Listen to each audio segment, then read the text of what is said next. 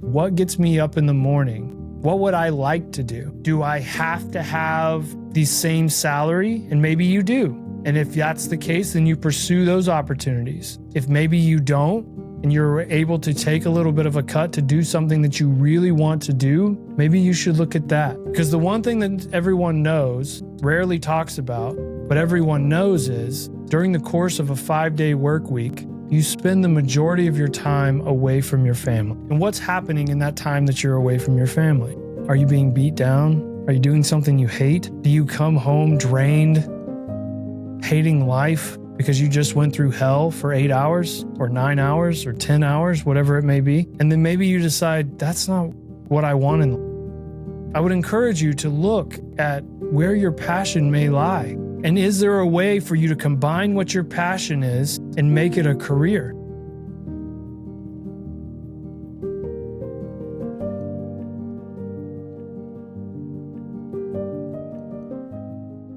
Hello, everybody, and welcome to another episode of the Job Seeker's Journey podcast. Originally, I was hoping to have the next few episodes be with a guest. And those are still coming, but due to some scheduling things and other things related to that, I wasn't able to get an episode recorded before it was time to put this episode out. And oftentimes when I'm faced in this situation, there are things that have been circulating in my mind that I decide, well, I'll just talk about that for as long as I can, and hopefully you all find it interesting and something for you to think about as well. So in that vein, I have a question for you. What is your passion? Do you know what it is? And if saying the word passion maybe gives you a little bit of a pause because maybe you have a definition of that maybe kind of messes with you a little bit, let me ask it this way. What is it that you love to do? What gets you up in the morning? What makes you tick? What's something that every time you get a chance to do it, it brightens your day? When I was growing up, my first passion undoubtedly was music. My father played music, played guitar, played mandolin, played a lot of bluegrass. I heard it all growing up. My grandfather played music with my dad. I heard it a lot in my household. And even though bluegrass wasn't necessarily my favorite type of music, I was around it a lot. I would go to jam sessions with my dad. I would meet his friends who were always really nice to me. And it was a community that I would identify with in the connection of playing music. As I got older, I got into band. In 5th grade was the first grade that I could join band. And originally, I was asked to play trombone, something to do with my lips were the right shape or whatever they use to quantify why you should play a certain instrument when you're that young. I was asked to play trombone. I wasn't a huge fan of trombone, but it was a chance to be in music. And then in 6th grade, I knew that I always wanted to play drums. I always liked the drums. I had a little bit of like rhythm that was naturally a part of me. But I was stuck playing trombone for a while. And then in 6th grade, right before my 6th grade year, I got into a bicycle accident the day before school started, and I broke my arm pretty bad. Broke both bones in the forearm of my right arm. Had to miss the first couple weeks of school because they couldn't put me in a hard cast. And once they did put me in a hard cast, I was in that for 2 months, which obviously when you're playing trombone does not work because you have to be able to extend your arm to move the slide in and out. So I was given a chance to join the percussion section to stay in band. And the only thing that I could do was play the bass drum because all you needed was your wrist. And I'm pretty predominantly right-handed. I'm not able to do a ton of things with my left hand. And thus, since my arm was in a cast, if I could move my wrist and use my fingers, then I would be able to do it. And once the cast came off, I convinced my teacher, I convinced my parents that drums is what I really wanted to play or wanted to be a percussionist. That Christmas, I was fortunate enough to be given my first drum set from my parents. And it was amazing. And you found out real quickly that I had a passion for playing the drums. I learned how to play myself. I think I maybe took one lesson, but the way I learned to play was to listen to different records that my dad had. He loved listening to Michael Jackson and Three Dog Night and the Guess Who. And I would listen to those records, specifically a Guess Who and Three Dog Night greatest hits record, and would listen to those songs over and over and over again and try to play the drum parts that I was hearing. As I got even older into 7th grade, our school system had an amazing junior high jazz band, and I tried out to be a drummer of the junior high jazz band. You would get to play drum set, and I was really excited about that. Playing old time swing music. It was actually really cool. And we did amazing things, got to play in Branson, Missouri at one of the big shows there. It was really pretty cool. Played on TV, all those things. But through that time, I met friends that allowed me to come and start playing at churches. And the church that I grew up going to, I got a chance to first play in the youth band on Wednesday nights, and eventually was able to move up and play for the entire church. So all through high school, I played at church on Sundays and on Wednesdays. And that's where I met all of my friends. That's where I met anybody that I still have contact with for the most part today from high school, was all from this time. And in addition to that, I was able to form a band with a couple of my friends that I met through that. And we got to play shows and act like a band that you would see on a big stage. We played small shows around Tulsa, Oklahoma and Claremore, Oklahoma, where I'm from. We recorded a couple records, got to have the experience of being put on a click track and having a record that I can still listen to today. And it's a time capsule to what I loved at that point in my life. Then I went to college, and that trend continued. I played for a couple youth, like Christian organizations. I played for the BCM and eventually got the chance to play for a giant worship service that Oklahoma State University is known for called Overflow, which was an incredible experience and something that I cherish to this day. And a lot of people don't know that I played at, because the atmosphere was they would turn the lights off. You never saw the band. You just listened to the music and had your own experience if you were in the audience. And I also got a chance to play in a band with a friend of mine through college. And we played at Battle of the Bands and won a Battle of the Bands. We recorded a record. We did all of those things. And then it was time for me to graduate college. And I was going to be shipped off to California for my job that I had finally gotten after college. And thus, my playing days with my friends and the people that I knew was basically over.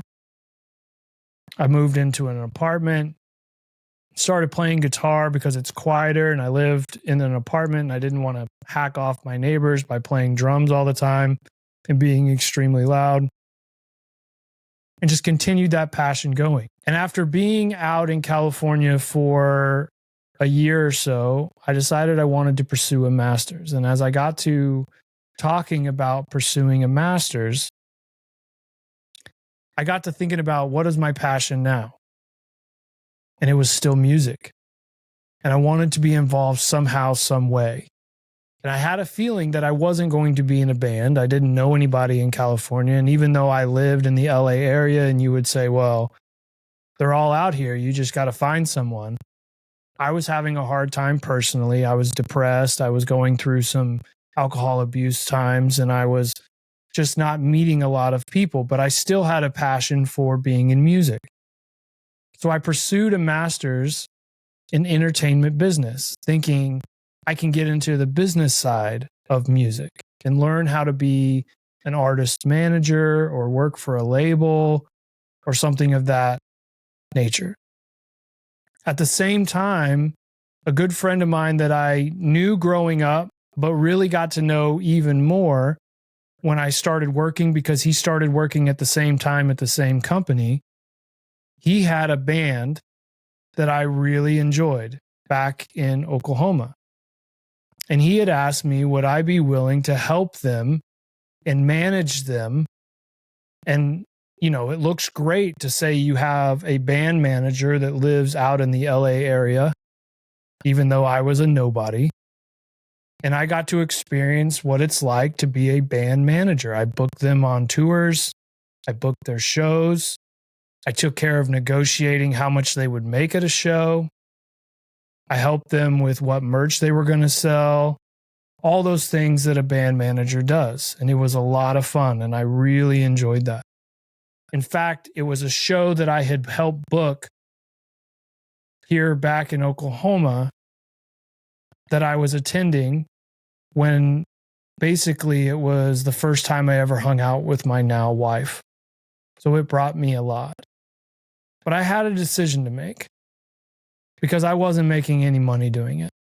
It was a passion of mine, but I wasn't going to be able to make a living.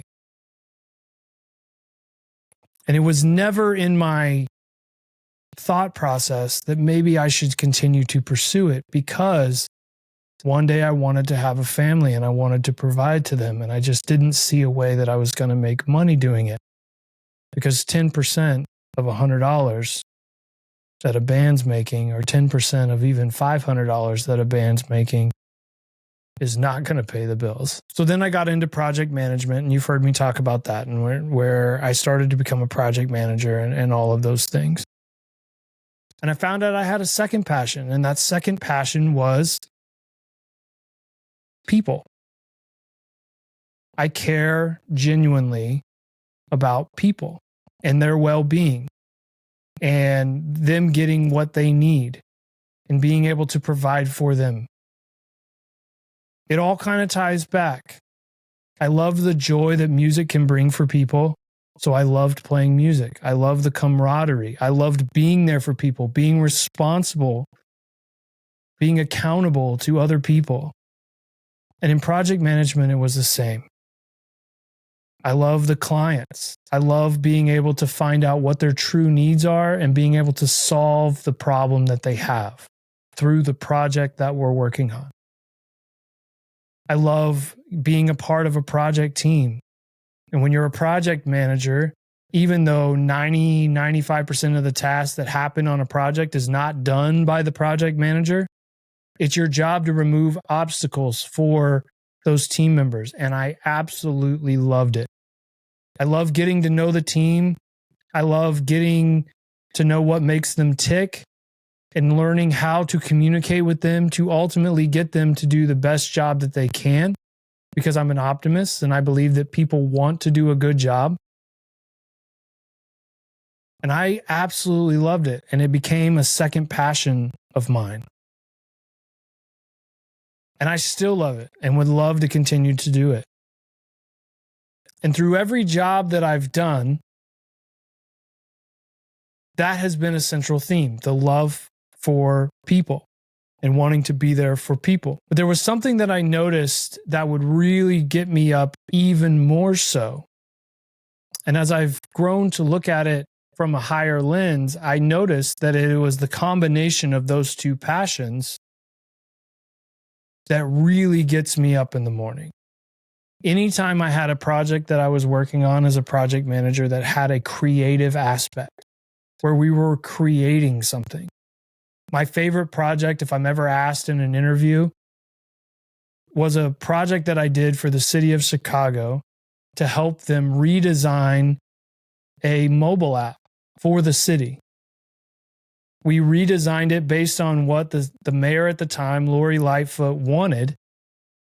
And she based it off of another app. And she just said, I would like for our app to have some of the aspects of this app. And we had to go and design it and create it and do all of those things.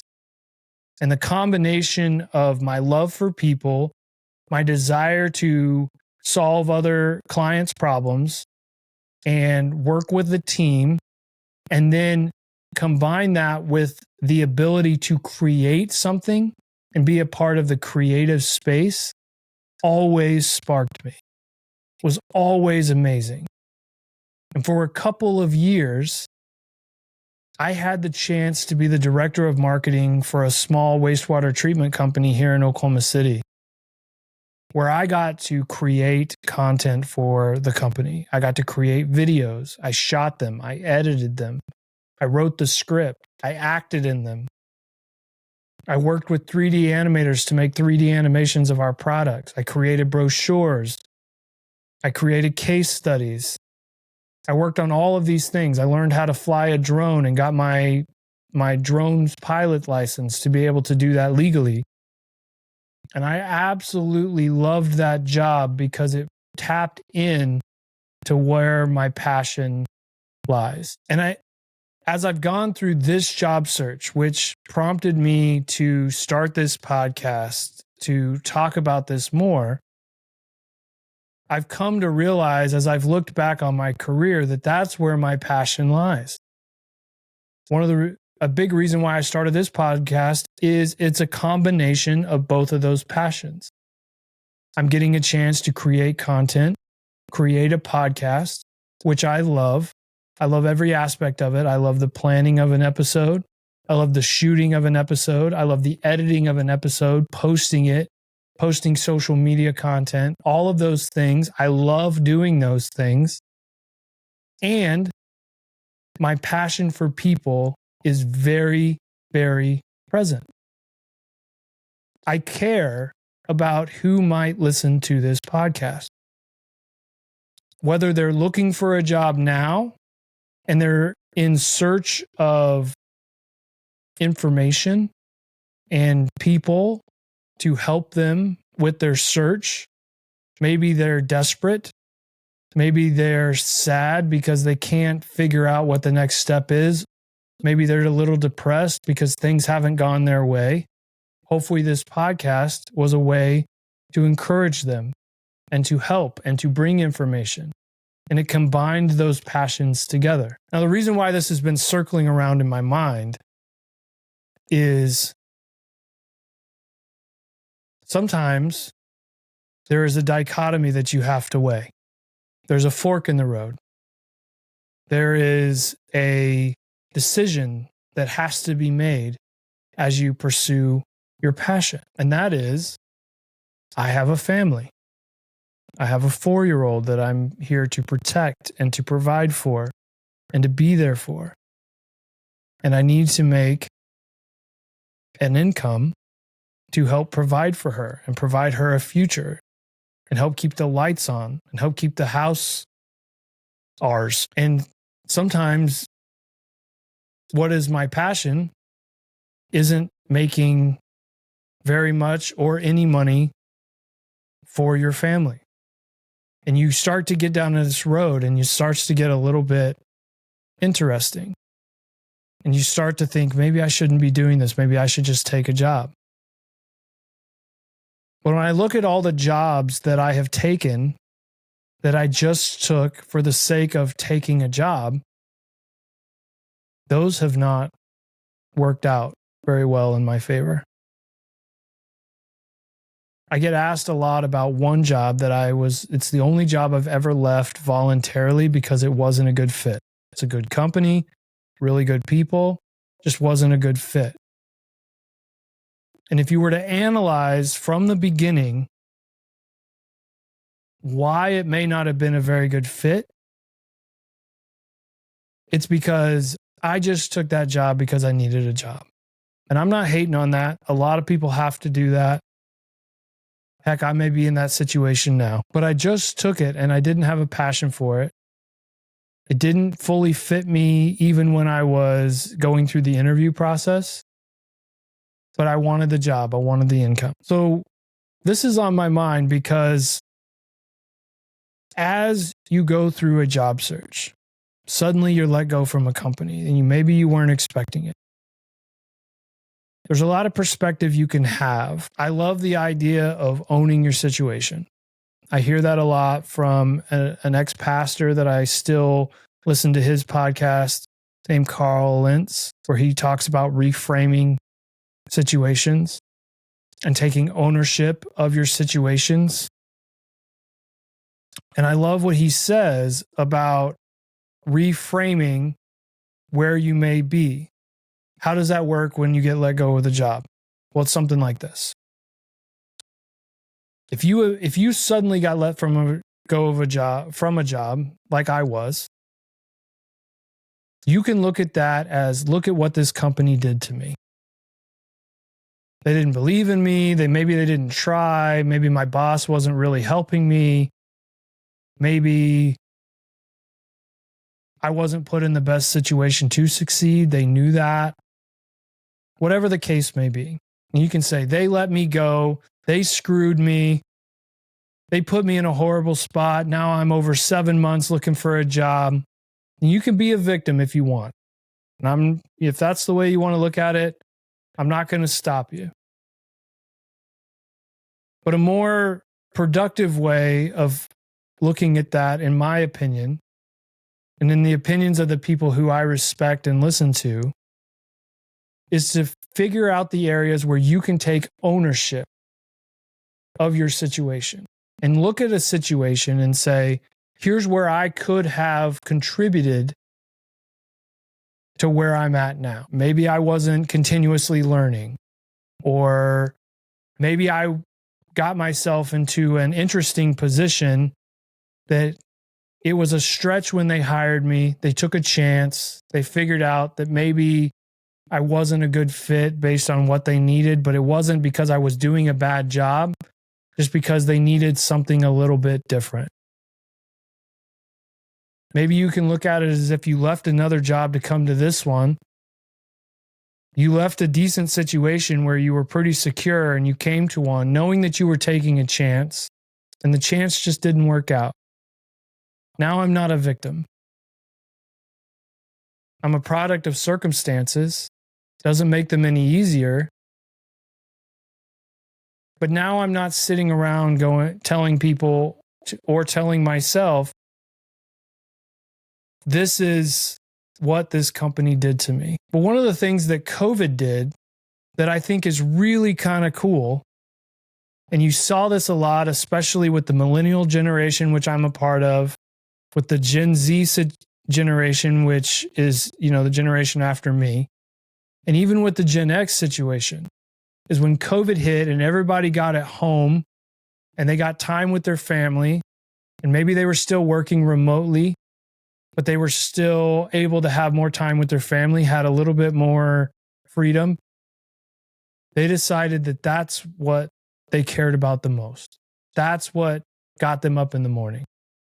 The ability to still accomplish the task at work, but not be strapped to an 8 to 5. That happened a lot. And there's a lot of arguments back and forth on that, right? Some people think it's not good for companies. They're spending a lot of money on commercial real estate and people aren't coming in. There are undoubtedly some people who take advantage of remote work, maybe don't work nearly as hard, have some time theft, don't do some of the things that they would have done if they were in the office. But on the by and large, you hear a lot of positive things. People still are productive.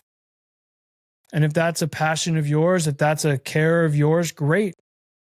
But when you start going through a job search, you have an opportunity, if you want to look at it, into really looking at, where does my passion lie? What gets me up in the morning? What would I like to do?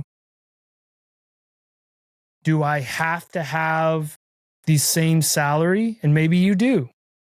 And if that's the case, then you pursue those opportunities. If maybe you don't, and you're able to take a little bit of a cut to do something that you really want to do, maybe you should look at that. Because the one thing that everyone knows, rarely talks about, but everyone knows is during the course of a 5-day work week, you spend the majority of your time away from your family. And what's happening in that time that you're away from your family? Are you being beat down? Are you doing something you hate?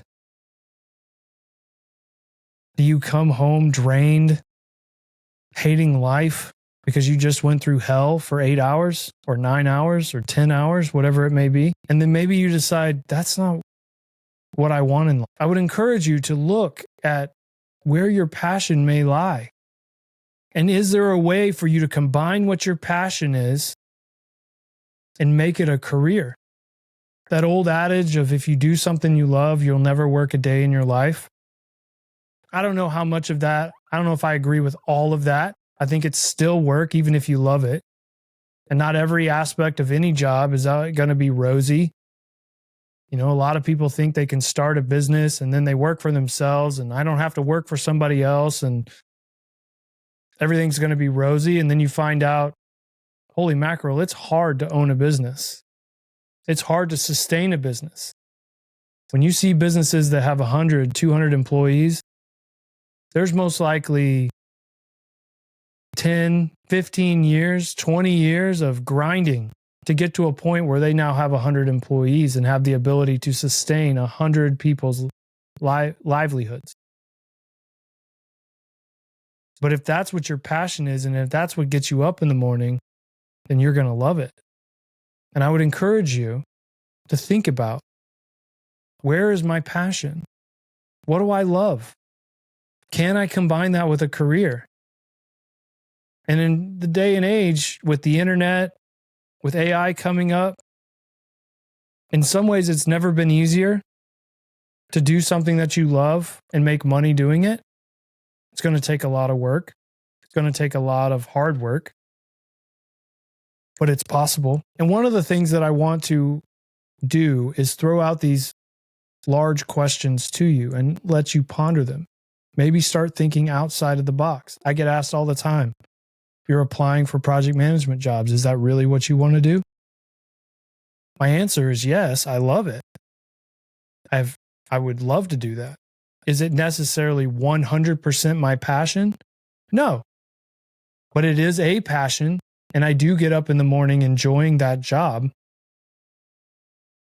And I would be loyal and I would work hard and I would, especially now with the lessons I've learned this time, be an amazing employee at my next opportunity, because I have learned so much in these 7 months. But I'm also thinking about other things that I am passionate about, the creativity. Can I combine that? Can I start a business? Do I have an idea? Constantly thinking about that. Should I go back to school and learn something new like AI? Been thinking about doing that. Should I get into a trade? I love building things. I got into woodworking a few years ago. Love doing it. Just hurt my back to do it. So I stopped, but I loved it. There's creativity in that. You're starting with a pile of wood or pile of metal or a blank canvas, and then you create something, a piece of furniture, a bookshelf, a table. I've thought about getting into trades. I enjoy working with my hands. Something like an electrician would be cool. There's a shortage of trades. They're going to need a ton of people. Maybe I would love to do that. But I would encourage you, as you're evaluating what your next step is, to think about, what is your passion? What gets you up in the morning? What do you love? And then start to think about, how would that translate into a career? But that's all I have for this episode. I hope this was interesting to you. I hope this was something that got you thinking. If you know someone who is going through a job search, I would humbly ask you to forward this podcast on to them. Tell them, hey, I think this podcast would be something you'd like to listen to. Word of mouth is huge. So if you say, hey, I've listened to an episode of this, I thought it was really interesting, maybe you could take a look at it. If you are listening to this podcast on Spotify or Apple Podcasts or anywhere that you get a podcast, would you please take the time to rate it and review it? Helps me get in front of more people. If you're on YouTube right now, you're watching this, please like, subscribe, make a comment, start a conversation. If you disagree with me wholly, I'm okay with that. Say that. You want to get a hold of me? I'm not hard to find. I'm on LinkedIn. I have an email address. It's on my website that you can connect to me and send me a message and say, hey, totally disagree with what you just said there. We can have a conversation about that. If you'd like to be a guest, I would love to have you. I'm always looking for someone interesting to be a guest on this podcast. So if you know of someone who is an expert in the field of job search in any realm, they're a recruiter, they're a hiring manager, maybe they're a job seeker that's went through some hard times and they learned a bunch of stuff, and you think they'd be a great person for me to talk to, I'm open to talking to them. Probably a third of the guests that I've had so far have been a recommendation. Haven't just been someone that I found. Someone has recommended them to me, and I'm always open to those recommendations. But with that, I'm going to go ahead and leave you for this episode. I really hope that this was something that you enjoyed listening to, and we'll see you soon, hopefully with a guest next time, but we'll see you soon. Bye-bye.